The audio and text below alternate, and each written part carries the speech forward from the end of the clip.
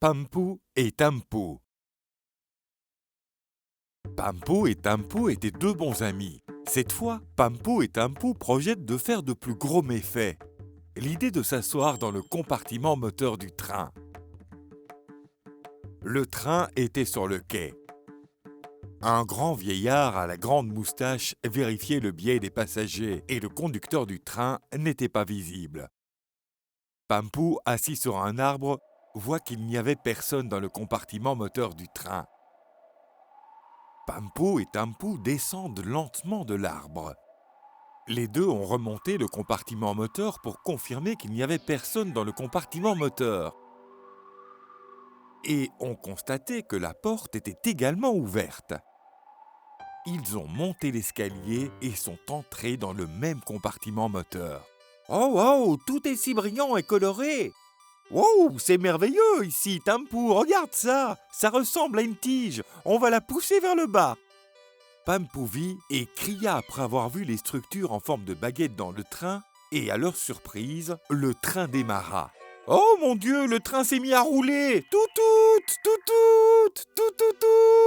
Hé Tampu, regarde, j'ai démarré le train! Pampu était très excité.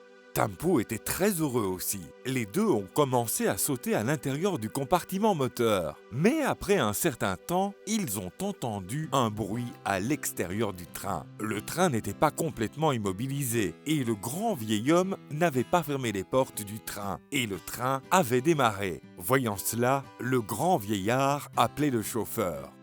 « Pourquoi avez-vous démarré le train ? Il n'est pas complètement rempli. Arrêtez-le! Arrêtez! Mais il n'y avait pas de conducteur à l'intérieur. Qui aurait arrêté le train? » Et puis soudain, le grand vieillard a vu les deux singes, Pampu et Tampu, qui regardaient dehors depuis le train.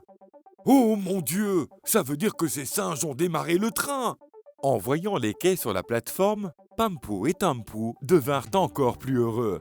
Pendant ce temps, Tampu s'est balancé en tenant une barre du train.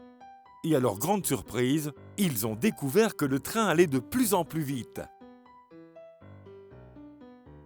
Pampu et Tampu prirent vraiment peur. Tous les deux se serraient l'un contre l'autre. Ils avaient tellement peur qu'ils n'ont même pas essayé de sauter du train. Le train ne roulait pas plus vite sur la voie. Voyant cela, le grand vieillard, le conducteur du train, le père des autres enfants, se mirent à courir après le train. « Arrêtez! Arrêtez! Arrêtez le train !» Ils criaient tout le temps. Tous les enfants dans l'habitacle du train se mirent à pleurer à haute voix. Et les mères de ces enfants se mirent à pleurer sur les quais de la gare. Oh mon Dieu! C'est une épreuve très difficile. Et le train roulait à une très grande vitesse. Mais Pampu et Tampu ne pouvaient même plus tenir debout. Tampu tremblait presque dans ses efforts pour s'équilibrer. Tampu toucha un bouton sur la cabine du moteur et quelque chose se produisit alors. Vous savez quoi? Le train fit un bruit, le klaxon se mit à sonner. Pampu et Tampu avaient si peur qu'ils se serrèrent dans leurs bras l'un contre l'autre de toute leur force. Tous les deux fermèrent les yeux.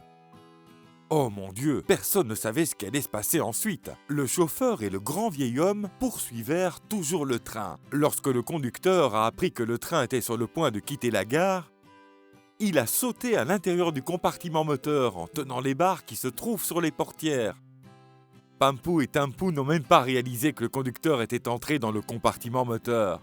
De plus, le conducteur n'a pas vu les deux singes au premier regard. La première chose qu'il a faite a été d'arrêter le train en serrant les freins. Une fois le train complètement arrêté, le conducteur fait demi-tour et s'étonne. Les deux singes, Pampu et Tampu, ont disparu.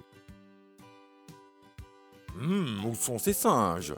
Il commença à les chercher. Mais à ce moment-là, Pampu et Tampu n'étaient plus là. Ils avaient déjà créé un désordre et se sont enfuis. Et ces singes étaient alors assis sur l'arbre près de la plateforme en criant « Oh pop-pop! Oh pop-pop! Oh pop-pop !» appréciant la scène de la plateforme.